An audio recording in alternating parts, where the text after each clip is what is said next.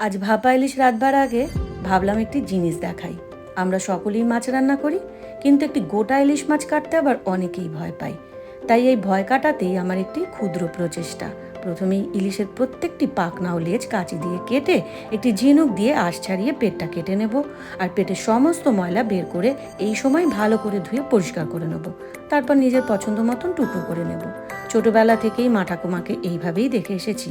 ওনারা বলতেন ইলিশ এমন একটি মাছ যে মাছ বেশি ধুলে তার স্বাদ ও গন্ধ দুটোই কমে যায়।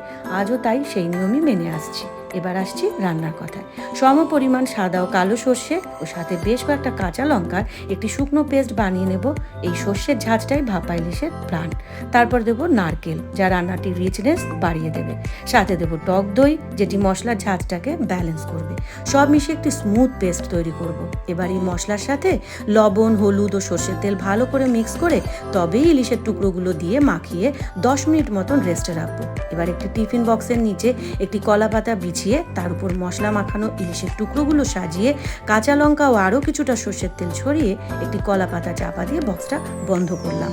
এবার কড়াইতে জল ফুটলে বক্সটি ভাপে বসিয়ে দিলাম। ফুটে উঠলে কম আঁচে ধীরে ধীরে 10-12 মিনিট ভাপিয়ে রান্না। ভাপ ওঠার পর কলা পাতার সাথে ইলিশের গন্ধ মিশে গিয়ে যে গন্ধটা, সেটাই যে বাঙালির আসল সুখ। আর এই জন্যই আমরা মাছে ভাতে বাঙালি।